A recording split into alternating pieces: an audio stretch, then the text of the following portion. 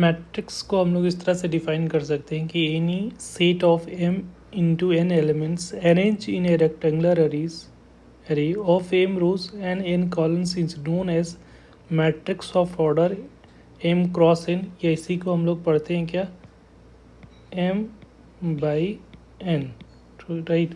तो इसमें जो है टोटल एलिमेंट जो है m इंटू n है, जिसको हम लोग अरेंज किस तरह से किए हैं, एक हॉरिजॉन्टल और एक वर्टिकल। एरे का मतलब होता है particular pattern array, horizontal rectangular ऐसा वे में रिप्रेजेंट किया जाता है, जिसमें m रोज होगा और n कॉलम्स होगा। तो इस तरह के अरेंजमेंट को, ठीक है, सेट इस तरह से एलिमेंट का अरेंजमेंट को हम लोग क्या बोलते हैं, मैट्रिक्स बोलते हैं, राइट। तो जैसे यहाँ पे रिप्रेजेंट किया गया है कि total m into n element है, तो इसको अरेंज किया गया है, ठीक है। तो यहाँ पे दो सबस्क्रिप्ट लिखा हुआ है, तो पहला जो है वो रो का पोजीशन को डिनोट करेगा, सेकंड जो है वो कॉलन का पोजीशन। जैसे ये 1 1 लिखा हुआ है तो मतलब फर्स्ट रो फर्स्ट कॉलन, ठीक है। 1 2 लिखा है इसका मतलब फर्स्ट रो सेकंड कॉलन।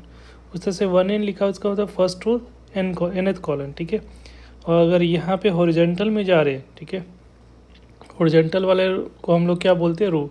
तो अगर रो में मूव करोगे तो ये देखोगे कि रो का सब्सक्रिप्शन जो फर्स्ट वाला है वो सेम रहता है, सेकंड वाला क्या हो रहा है, चेंज हो रहा है, ठीक है।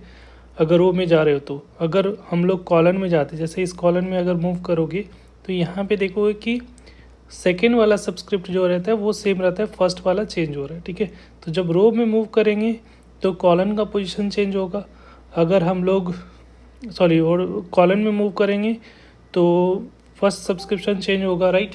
अगर हम लोग कॉलन में मूव कर यहाँ पे अगर मूव कर रहे हो, ठीक है, रो में, तो रो में मूव करोगे तो कॉलन वाला जो सेकंड सब्सक्रिप्ट है वो चेंज होता है, ठीक है।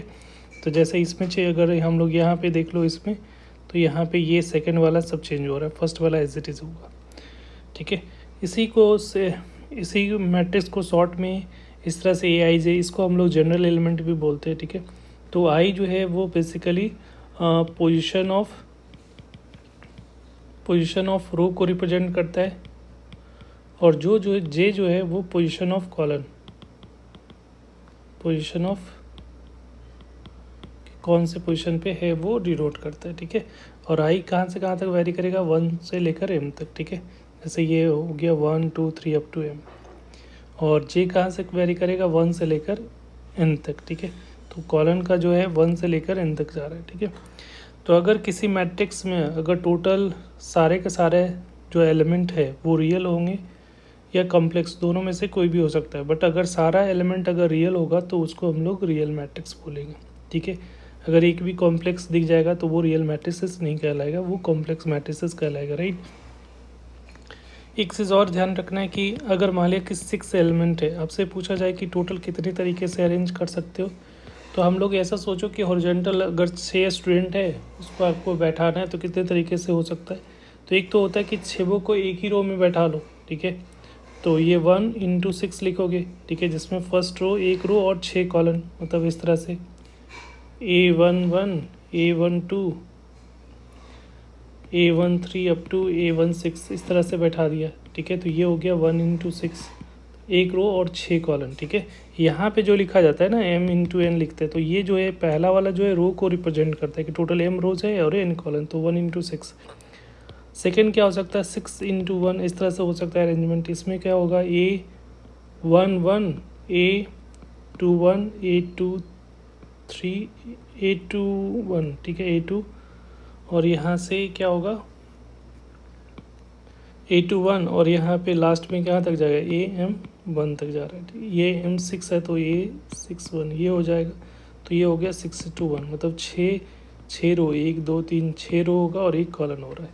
या ऐसा हो सकता है 2/3 हो सकता है, ठीक है। इसका मतलब हुआ कि 2 रो, ठीक है, जैसे 2 रो इस तरह से हो सकता है, A11 हो जाए, A12, फिर A21 और A22, 3 कॉलन है ना एक्चुअली, ऐसा होगा A11 A12 A13, फिर A21 A22 A23।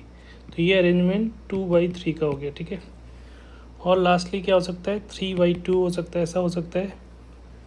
तो इसमें अरेंजमेंट कुछ इस टाइप से हो सकता है कि 3 कॉलन हो, A11 A12 A21 A22 A31 और A32। तो इसका मतलब होगा कि इसमें टोटल जो कॉलम है वो 3 है, रो कितना है 2 है। तो इस तरह से अरेंज कर सकते हो 6। तो किसी भी एलिमेंट का इस तरह से टोटल जो है फैक्टर चेक कर लेना, इस तरह से अरेंज किया जा सकता है। आई होप क्लियर हो गया होगा मैट्रिसेस के बारे में।